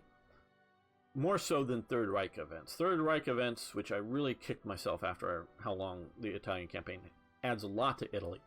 I really should have had that in that game. My concern is that Third Reich events makes it a little harder for the AI, German AI, if you're playing against it. Though some people have done some of the math, and they think mid-war it's a benefit, but early war it's a negative, so I don't know. But so you can have Third Reich events selected if you're playing against Germany, or if you're playing, particularly if you're playing as an ally of Germany, like Italy or Japan. But GGA, generally speaking, he says not to use it unless you're playing as Germany. Doesn't mean you can't, just that's his thing. Allied operation events. This event chain adds more reinforced, still historic Allied invasions around the Mediterranean and grants various Allied expeditionary forces to hostile armies a player will face in Southern European battlefields. The Italian armistice is reworked, as well as the establishment of the RSI, the Italian Social Republic. in northern Italy. Look forward to equip the Wehrmacht, possibly for the last time, with military loot from an occupied and demilitarized country. Manage the vacated Balkans with your internal security forces against various partisans uprising in your rear. Okay, this sounds cool. This is one of the things that I'm hoping that will make things more challenging, though of course we don't plan on losing it in Italy, so I'm not going to ignore it. Whatever we do, even if we for some reason get pushed into an early Soviet invasion, I'm going to make sure there's enough German forces operating in the Mediterranean that Italy is not successfully invaded. German police and occupation events. We've probably seen most of these, though I don't know if there's new or not. Events, but standard, those are not soldiers, those are policemen, those are police badges up there. The backing to all those rank tabs that sort of look military would be a sort of a pale green for the police units. So we want this. Axis war situation events. Receive information at important historic crossroads to decide on the direction of your war efforts should take. Noteworthy consultations and historical conference with your Axis partner are covered in this part of the mod. These events might just give you small advantages, which could make the difference in the mid to long run perspective of the war. Important territorial gains on the battlefield will trigger events displaying your progress, as well as losing key locations at your AI to your AI opponents. Okay, so basically things might go badly if you're losing stuff, or go well if you're doing well. This is another one that I read and was a bit controversial, though I decided to keep in. Allied bombing campaigns. This pack unlocks events on strategic air campaigns on the Western Allies against the Reich. They target and take out your key industries or hamper production as penalties and depend on Allied ability to keep the British Isles unconquered. No Allied England, no bombing of your industrial infrastructure. Now, I had to think about this a bit, and we'll talk a little bit about this.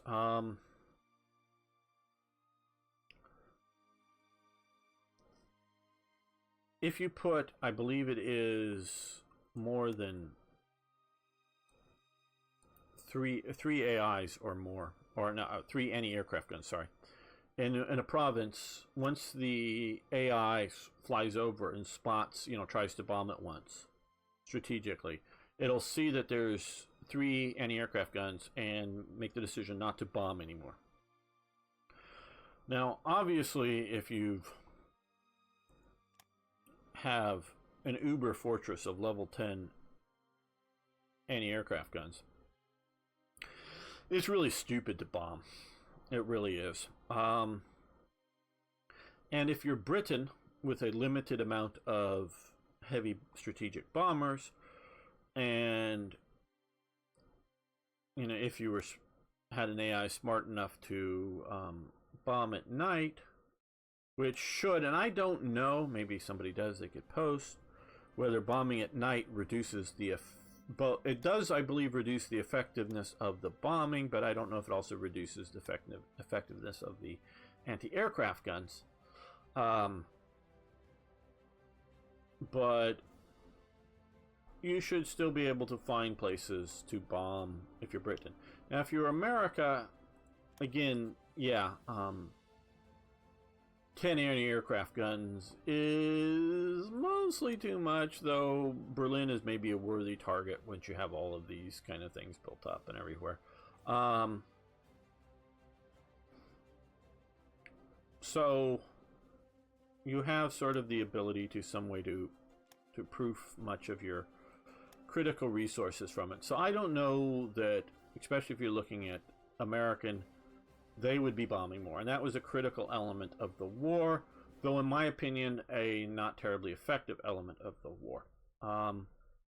What I am worried about, though I've decided to take this event situation, is what is my ability to counter it? Meaning, if it's a if you were to be granting huge stocks of strategic bombers to the U.S., well, the U.S. may just keep them at home and go, yeah, we're ready to bomb Canada if, I don't know, or whatever it might think. They tried by giving some of these territories to Britain, and I have seen large stacks of U.S. bombers over here, but often they seem very, very timid. And they don't seem to bomb occupied territories for some reason. I don't quite know why.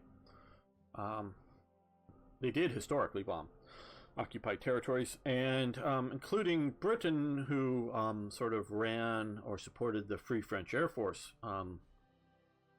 The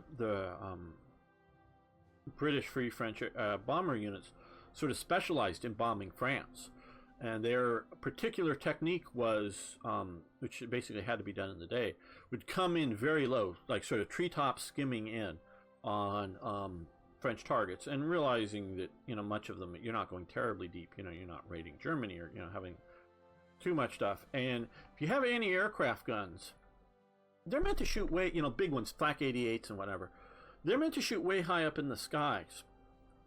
But if you're way down towards the ground, they basically can't, unless you're like right, you know, coming right in their path. They can't, and even then it's obviously a very short window, but they really can't even hit you. So if you're flying high, they can, you know, shoot up at you. And obviously if, you know, you're going over Dieppe, or you're not planning on bombing Dieppe. They got a bunch of anti-aircraft guns around Dieppe. You sort of go around, you know, but you don't necessarily need to go all the way over here. You just sort of go around a little bit and to go in there. And part of the reason for going in low was they wanted to hit specific targets in France that would hurt the German war effort, but do a minimum amount of damage overall to France, but particularly to French people. So they might bomb something in Paris, but really try to target that building and not that building and 10 buildings in diameter around it. You know, obviously you're going to do damage to other buildings and maybe blow up some buildings next to it, but you don't want to blow up 3 or 4 city blocks. So particularly the Free French Air Force bombing units were sort of specialty targeting type forces, and did supposedly rather well at doing that. Now, how much did they, you know, affect the outcome of the war? I don't know, because I quite honestly don't know how big and much their forces, but that was sort of there. But the Allies did also bomb Paris, you know, munitions factories in Paris and other things that the Germans had fully up and working, you know, sort of in this type of style, you know, high altitude bombing, targeting stuff as well too. So they bombed other stuff in the Allies, but the AI doesn't. So we're going to take this, I hope, because I'm not planning on invading Britain too soon, I hope there are ways for Germany to make decisions, including those air defense ones, that would mitigate the effect of this. But we will find out, and I hope to play this so that you will find out. Okay, Axis foreign policy events, just sort of to read the photo. That's Molotov right there, the Soviet foreign minister. That's von Ribbentrop, who eventually becomes the German foreign minister. Right now it's Konstantin van der Rohe. And now at this time, give it a little historical, at this time in 36, Konstantin, I don't know, van der Rohe was the House Minister, the foreign minister of Germany. And, he's not even available. But at this time in 36, von Ribbentrop is the foreign minister of the National Socialist German Workers' Party, the NSDAP. So he's the political foreign minister. And I also, maybe even at this time in 36 or somewhere, he's ambassador to Britain as well, officially. But he also holds the sort of the political foreign minister, the party foreign minister, as opposed to the governmental foreign minister. Now, of course, he eventually becomes sort of both. And he definitely had that eagle style and that eagle style are foreign ministers. That's a member of the foreign ministry here. That even may be Julian. Just vaguely looks like him. He is the head of the NSKK, the National Socialist Craft Carts or whatever, motorized stuff. That looks like a standard like Gauleiter or some NSDAP guy. Don't know what that uniform is. Maybe a Soviet uniform. I don't know. That hat there's Army, and can't really tell. That, like, there may be Navy. One just behind him. That's obviously the sort of reviewing officers. They're reviewing the troops of whatever unit they are doing in for Molotov. So I presume this is Molotov visiting Berlin or something. Okay, this series of events adds immersions by recalling foreign policy and political events during the wartime. Covered are mainly the political relations between Axis countries and German domestic political events. They have effects on your Axis partners and their expeditionary forces, economy, and technology. Yes, we want to do this. Mid-war challenge event packs. Okay, this is also related to, and I don't know specifically, and I've been talking about this generally, what they are, because I have talked to revolverheld, and we sort of brainstormed some of this out behind the scenes and just general concepts, but I specifically didn't want him to tell the details because I want to play against it without knowing that just what's going to happen when. So some of this is very much guesstimate, and I've sort of, whenever it comes up in his forum, just sort of quickly skimmed, just sort of know what it's talking about without going into any details. This event pack features stronger allied challenges against a player in mid-war perspective. 42-44 included are amphibious operations against Axis position in the Mediterranean, Northern Europe plus alternative, allied invasions for hypothetical Axis countries like Spain or Turkey. Be prepared to garrison your conquered territories with troops in sufficient number and quantity. You will need to push back. Full-scaled allied formations do expect reinforced landings. So this is meant, this is part of the stuff. This is meant to be things like whether you get Franco into the Axis, or I presume you've invaded Spain and whether puppeted it or just occupied it so it's now Axis controlled territory, that the Allies will potentially invade here instead of just ignore it. Or possibly Turkey. But also, which was talked about, and I do believe there are some stuff, under certain conditions, the Allies may invade India.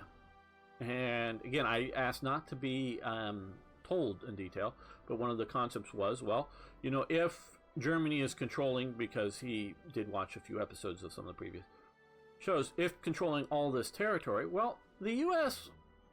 would have sent forces to India. Now, maybe, in any particular location, maybe they've been conquered by Germany, or maybe, Germans are controlling over here, say.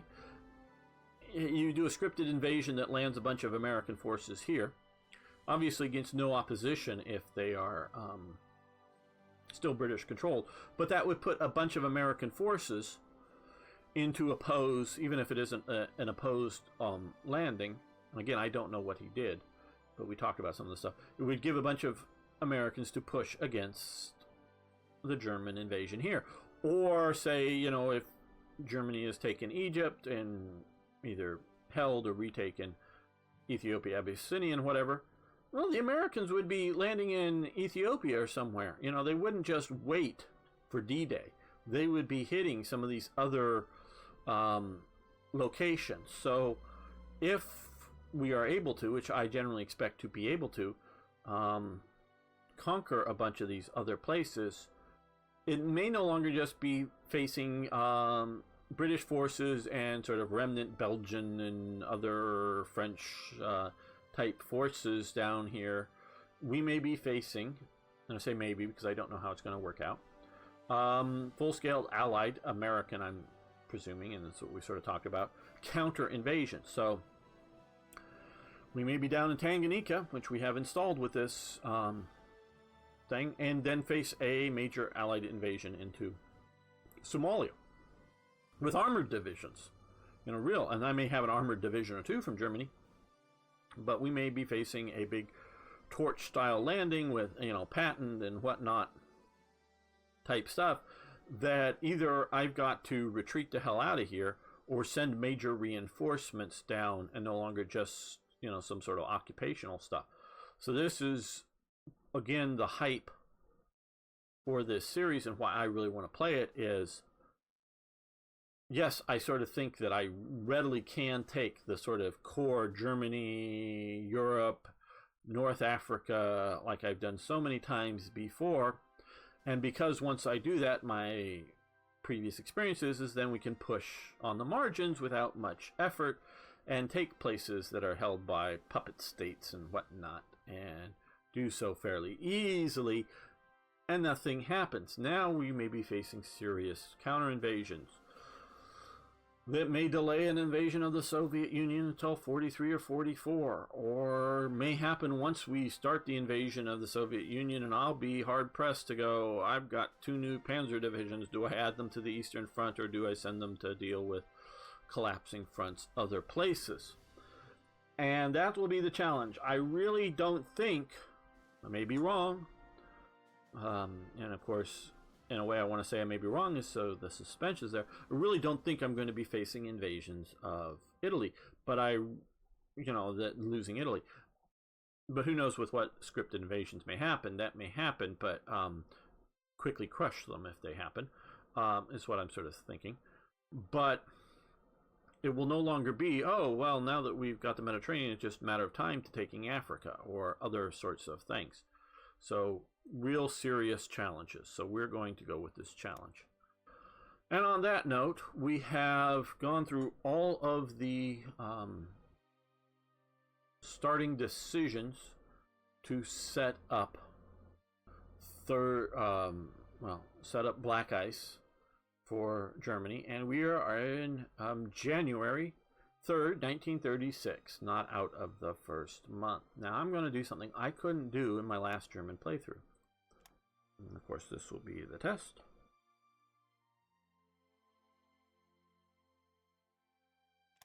Save the game. The last German playthrough that I made, I could not save the game in the first 30 days. And I tried, the 15th or the 20th, try to save it. If it got through the first autosave at the beginning of February, you could then save it after it. So, and in playing and testing, this has seemed to be the most stable version that I have played, including the all the sub mods of Black Ice in a very, very long time. Obviously, without the sub mods in 9.0, we played Italy. This is 9.1.1 with Germany and lots of sub mods. It is very, very stable. So if you have been put off from playing Black Ice before because of its instabilities, it's time to try again. You can look at my 2 how to install videos. One was done with 9.0, but it's almost the same. There is no yet hotfix patch, but just install the 9.1.1 version instead of the 9.0 version and follow the instructions, basically the same. And then there's the advanced install, which is part 2, which I cover a few of the minor changes, and then doing the deworm and some of the other smaller mods. So if you want to try it, that is my suggestion on how to make Black Ice with sub mods if you want to install them, and they seem to be very stable. There are still reports of bugs, of people having problems. It may or may not be bugs, but people having problems. I don't know whether it's just bad downloads, bad installs, or other problems. Operating systems, having your antivirus on while trying to install it, or other problems, Windows 10 problems or something. I don't know.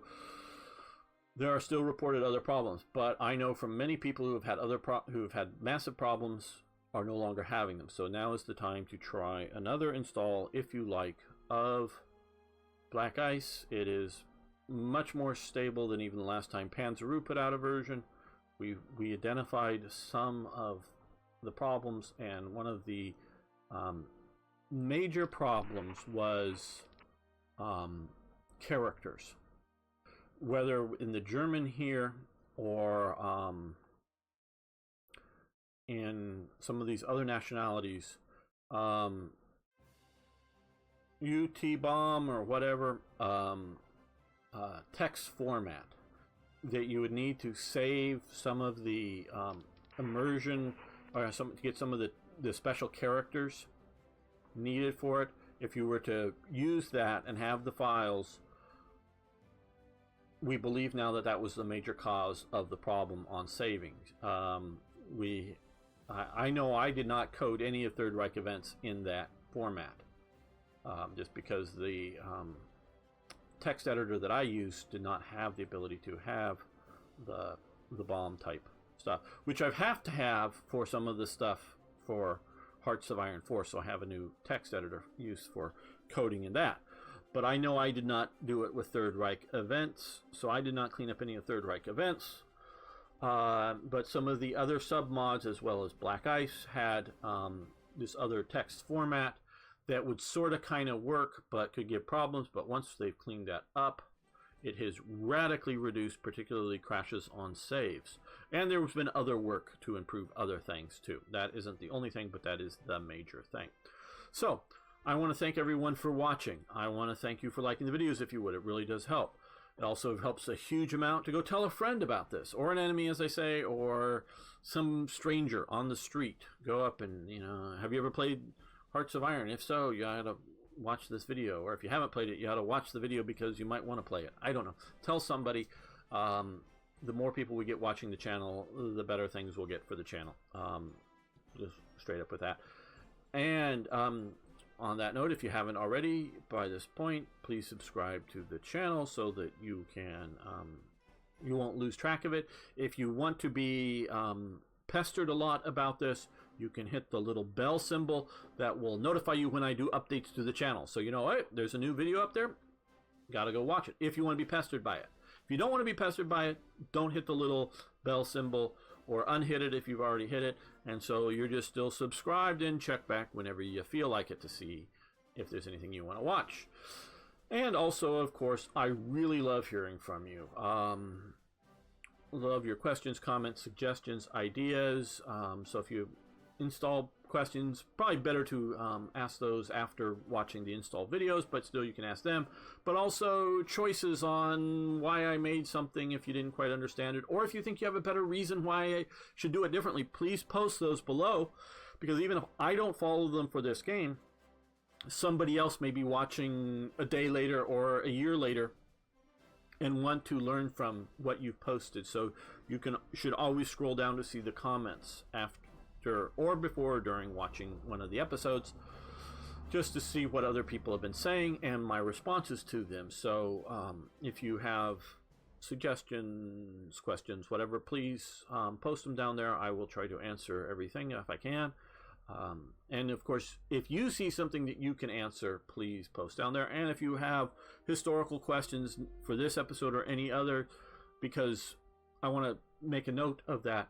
When I'm reading an event and when I make events for Third Reich events, I research it thoroughly. I try to give the best, most accurate history possible. And so when I'm reading some of these texts and then talking about them, generally speaking, I'm giving you good history. The reading of them obviously is very good history. But then I do talk from memory. And my memory is not good for dates, or maybe confusing what general was when, or whatever. So don't take too much of that off as being a historical lecture by a professor. Research it yourself. That is, I label this as historical commentary because I don't have a planned talk, say, on the details of the operation of Barbarossa. Things will come up. I'll have ideas. I'll chat about them. We can further chat about them below. And if you want to post corrections or additions below, please do so. I would really appreciate that, so people can learn. Links to pages like Wikipedia, great. I will almost always approve them. Other sites, because if you add links and stuff like that, normally I have to approve them before they go public. I try to catch all those, but sometimes I may miss something in the approval process until sometime later. But if they go to too controversial type websites, I may not approve them. And not that I'm necessarily thinking that they should be they shouldn't be seen. It's some cases, yes, because I think that they're just flat up giving you incorrect history. But others, it just, shall we say, controversial. It's a bit more of a YouTube thing that I don't want links to certain sites and things, even if that. But Wikipedia or something, hey, that's great. Yeah, and it may be on a controversial topic, but it's Wikipedia. It's, you know, that kind of thing. So some of this stuff is YouTube I have to deal with. So on that note, again, thanks for watching. Thanks for liking the videos. See you next time for more Hearts of Iron.